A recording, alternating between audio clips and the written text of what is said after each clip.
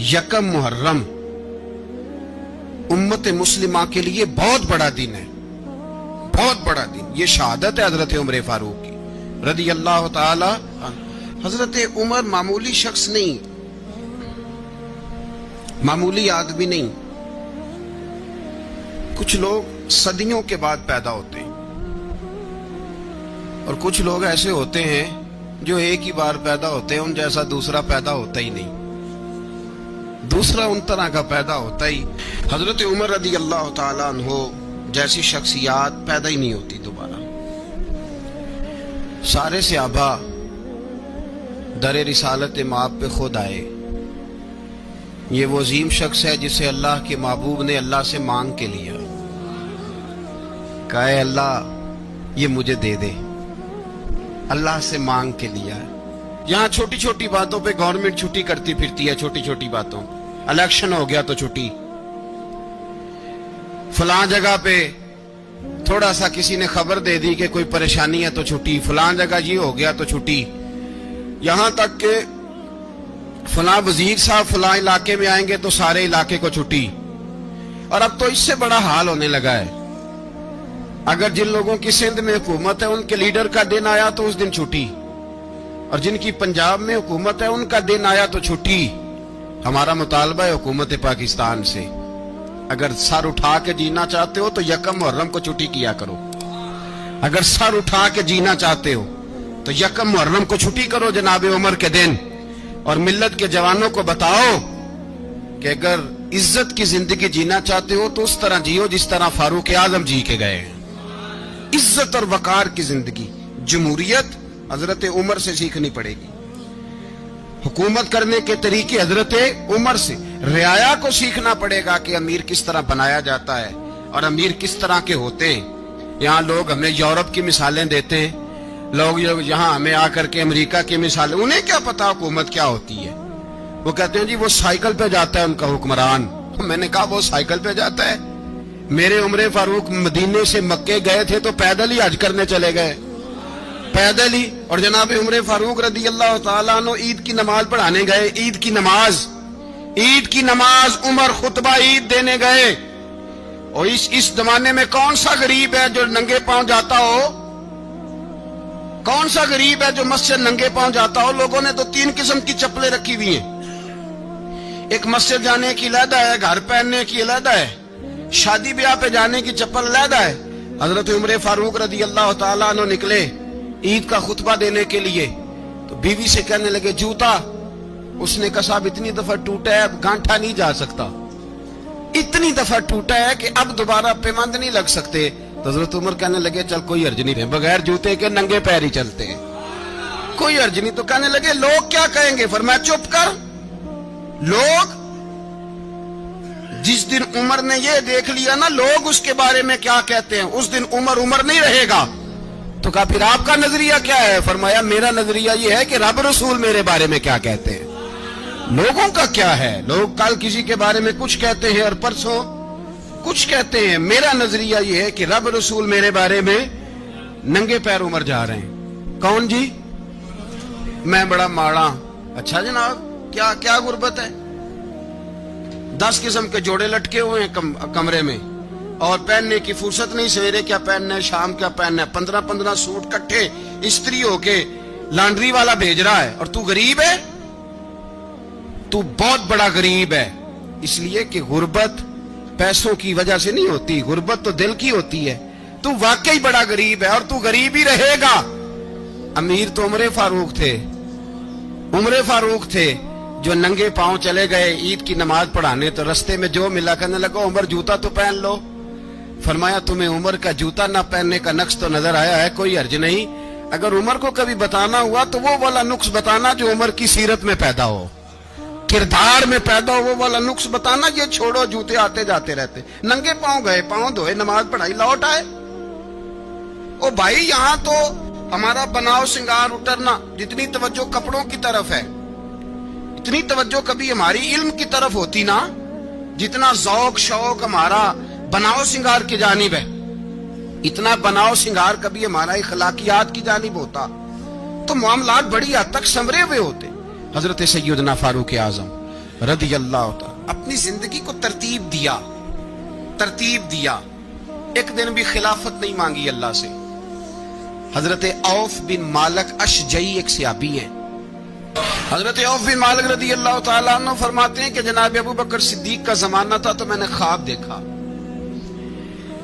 میں نے خواب میں جناب عمر کو دیکھا اور میں نے دیکھا کہ کوئی کہنے والا کہہ رہا ہے کہ عمر وہ ہے کہ اللہ کے رستے میں کوئی اسے جتنا مرضی برا بھلا کہے یہ پرواہ نہیں کرتا. کس کے رستے میں؟ بولے سارے. اس کا مطلب ہے اللہ کے رستے میں لوگ برا بھلا بھی. قرآن مجید نے کہا وَلَا يَخَافُونَ لَوْمَةَ لَائِمٍ.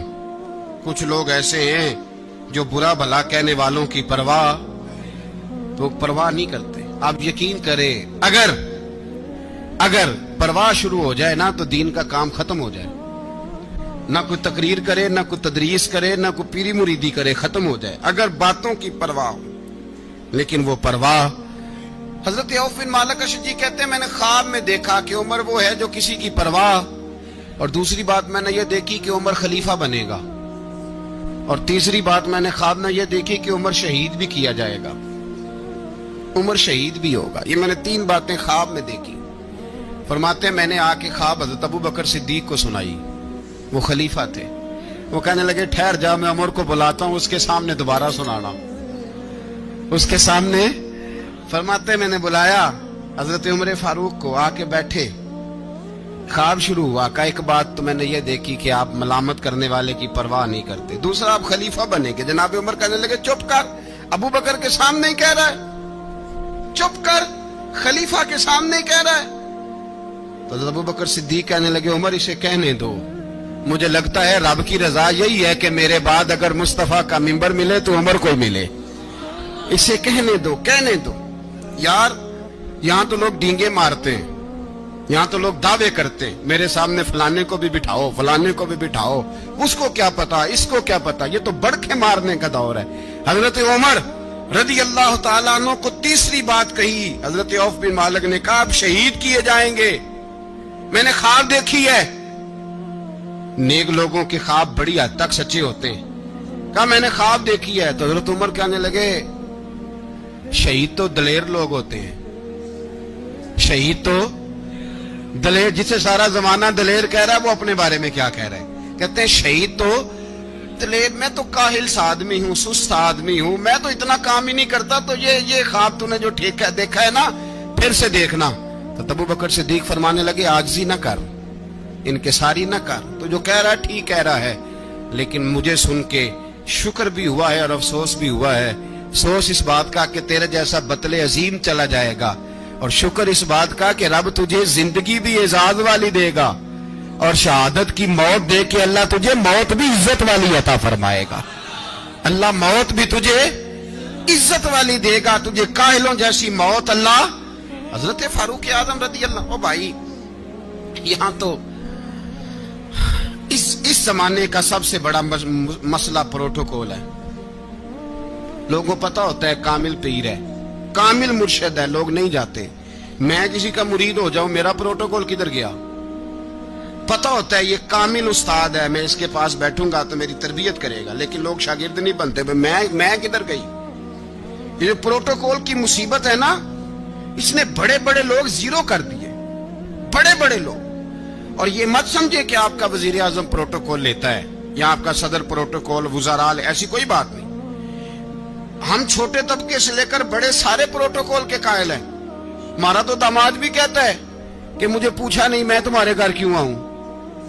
ہمارا تو بھائی ہر شخص اعلان کرتا ہے پروٹوکول کا. فلانے نے عزت نہیں دی تو واپس آ جاؤ، فلانے نے سلوٹ نہیں کیا تو واپس آ جاؤ.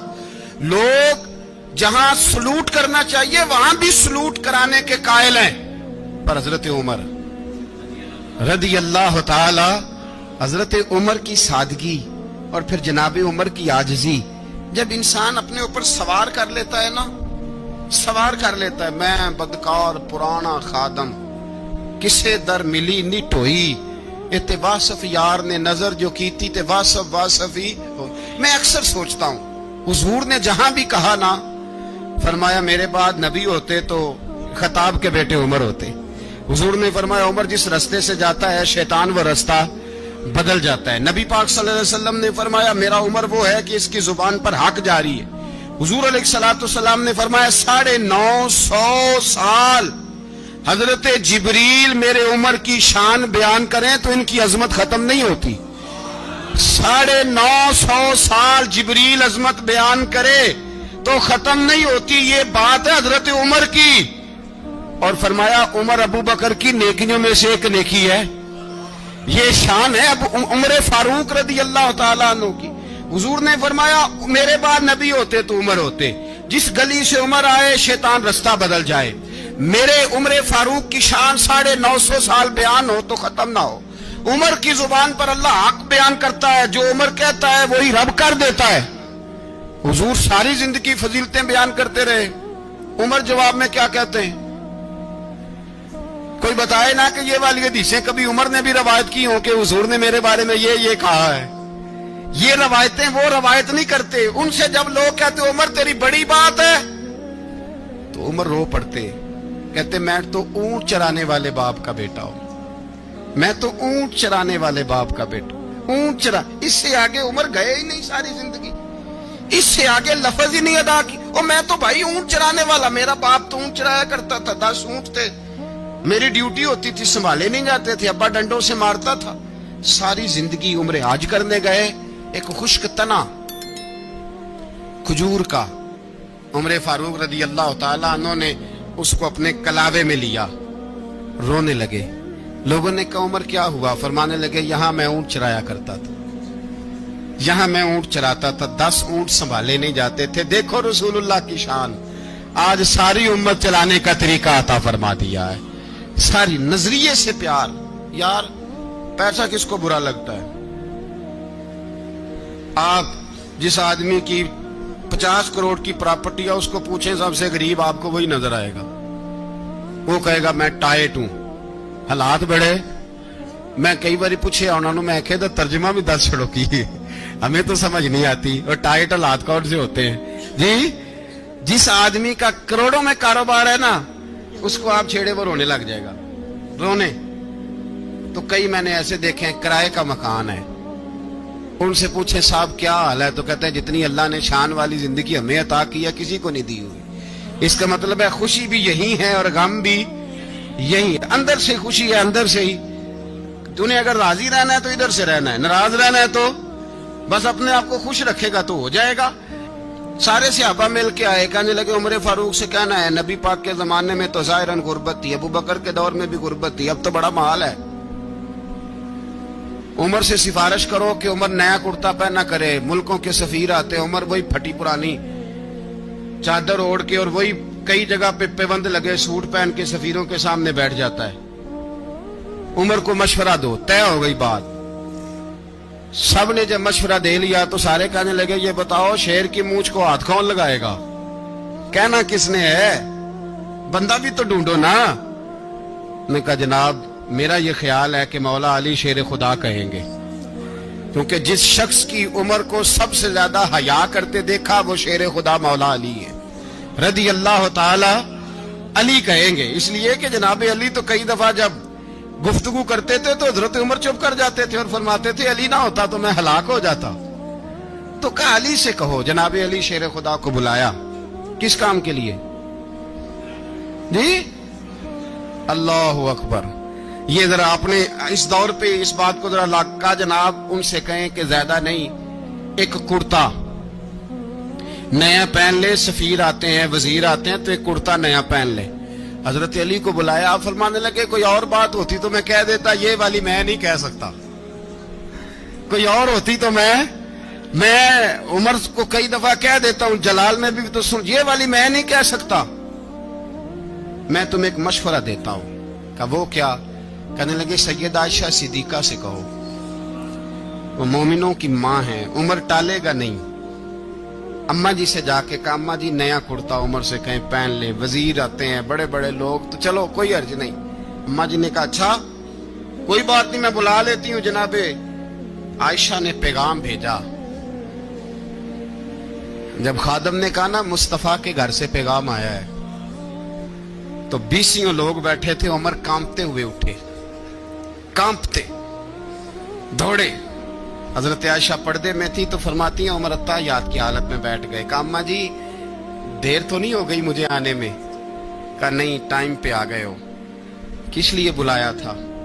कहा उमर देखो, गुर्बत के मामलात और होते हैं, जब अल्लाह आसानी दे तो कोई चीज इस्तेमाल करना हराम नहीं होती, अगर हराम है तो बताओ। कहा नहीं अम्मा जी हलाल ही है। तो फरमाया फिर इतने सफीर आते हैं, मुशीर आते हैं, अब तो माले गनीमत बड़ा आता है, ढेर लग जाते हैं मस्जिद में, तो चल एक नया कुर्ता तुम भी पहन लिया करो, और आप नया कुर्ता पहनोगे तो धाक बैठेगी गैरों पर। तो सहाबा का मशवरा है कि आप नया लिबास पहने। अम्मा जी कहती है मैंने हुक्म दिया तो उमर चुप कर गए, गर्दन झुक गई। थोड़ी देर के बाद सैयदना उमर फारूक ने सर उठाया तो दाढ़ी पे आंसू गिर रहे थे, रो पड़े। कहने लगे पाक महबूब की पाक बीवी, जैसे हुक्म करती हो मैं हाजिर हूं, पर मुझे वो वाला लिबास पहनाना जो मेरे मुस्तफा ने पसंद फरमाया है। अगर ये रंग रसूल पाक का है तो मैं हाजिर हूं, और अगर नबी पाक का नहीं तो फिर जैसे आप हुक्म करें। तो नाबी आयशा कहती है उमर रोए तो मैं ज्यादा रोई, मेरा पल्लू भीग गया आंसुओं से। मैंने कहा उमर आप जाइए। उमर यूं निकले तो जो सहाबा खड़े थे वो कोने में थे, सारे आ गए।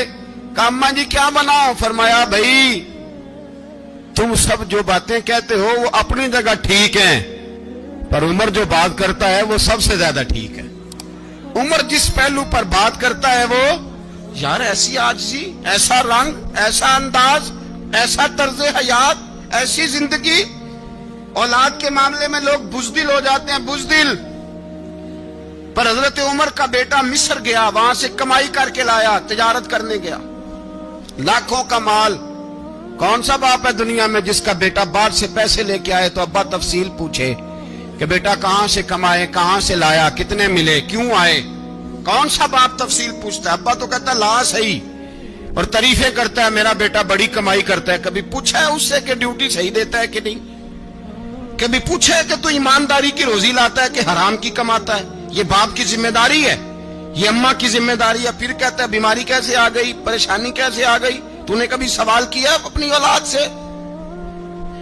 हजरत उमर फारूक रज़ी अल्लाह तआला अन्हु का बेटा मिस्र से पैसे कमा के लाया तो जनाब उमर ने बुलाया, फरमाया बेटे इतनी तो तेरे पास राशि ही नहीं थी, थोड़े से तो तू पैसे लेके गया था, इतनी कमाई कैसे हो गई? इतने तो पैसे नहीं थे साहब, कहां से कमाई लाए?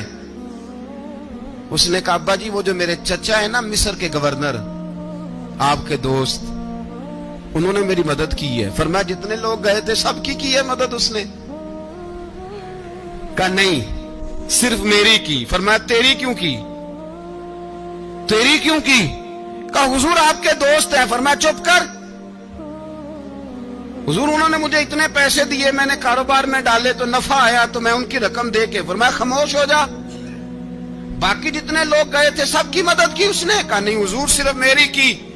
फरमाया उसने तेरी मदद नहीं की, उसने खलीफा के बेटे की मदद की, इसलिए कि वो खलीफा को अपने हक में नरम कर सके। फरमाया आधा माल तेरा है, आधा माले गनीमत का है, माले खजाना का है, मुसलमानों का है, इसलिए कि तू जो वहां से माल कमा के लाया है वो अपने बाप के खलीफा होने की वजह से कमा के लाया है, लिहाजा रख इधर। यहां कहते हैं किधर से आया, कैसे आया, कौन सा हिसाब दें, क्या करें? ओ भाई हजरत उमर रज़ी अल्लाह तआला अन्हु का अपनी औलाद के बारे में ये रंग है। एक जंग से ना खुशबू आई, खुशबू बड़ी महंगी होती थी, अरब में खुशबू आज भी बड़ी महंगी है, वो ज्यादा इस्तेमाल करते हैं। मेरी बातों की समझ आ रही है मेरे भाइयों? बड़ी महंगी खुशबू थी। जब वो खुशबू आई तो हजरत उमर ने कहा, घर में पहले पहुंची हजरत उमर के, चूंकि ज्यादा औरतें इस्तेमाल करती थी घर के अंदर खुशबू, मर्द भी लगाते थे। हजरत उमर ने अपनी बीवी से कहा, आपकी जौजा तो थी वो बड़ी खुशबू को पसंद करती थी। हजरत उमर ने अपनी जौजा से कहा कि खुशबू लाओ, मैंने एक औरत की ड्यूटी लगाई है, वो खुशबू तोल तोल के ना तो हिस्सा बराबर सहाबा में बांट देगी। तो आपकी जौजा कहने लगी किसी बीबी की ड्यूटी लगाने की क्या जरूरत थी, मैं जो मौजूद थी मैं बांट देती हूं तोल के हिस्सा बराबर। आपने फरमाया नहीं तू रहने दे, तो फलानी बीबी बांटेगी। हुजूर मैंने भी बांटनी है, मेरे पे कुछ हक है? आपने फरमाया नहीं तू तफसील ना पूछ, तू खुशबू दे दे, कोई और बांटेगी। खातूने खाना थी ना, कहने लगी नहीं मुझे भी आज आपको बताना ही पड़ेगा कि कोई जो बांट सकती है तो मैं क्यों नहीं बांट सकती। ज़ौजा कहती उमर ने बात की तो मेरी चीखें निकल गई। हजरत उमर फरमाने लगे जब तू खुशबू बांटेगी ना तेरे हाथों को भी लगेगी, तेरे दुपट्टों को भी लग जाएगी। अगर रब करीम ने मुझसे सवाल पूछा कि उमर खुशबू तो मुसलमानों की थी, तेरी बीवी के दुपट्टे को क्यों लग गई, तो मैं अल्लाह के हुजूर क्या जवाब दूंगा। अगर अल्लाह ने यह सवाल किया कि तेरी बीवी ने क्यों लगाई, वो तो हिस्सा था मुसलमानों का, तो तूने तेरी बीवी ने क्यों लगाई। तो फरमाया मैं नहीं चाहता कि अल्लाह के हुजूर मुझे और तुझे बाजपुरस हो, लिहाजा किसी और को बांटने दे। ज़ौजा रोई और तड़प के कहने लगी उमर मुझे लगता है सुबह कयामत भी तेरी बीवी होने की वजह से अल्लाह मुझे जन्नत अता फरमा देगा, तेरी ज़ौजा होने की बरकत से। भाई ये मेयार रखा, खुदा की कसम ऐसा शख्स तारीख में दोबारा नहीं आया। इतना बड़ा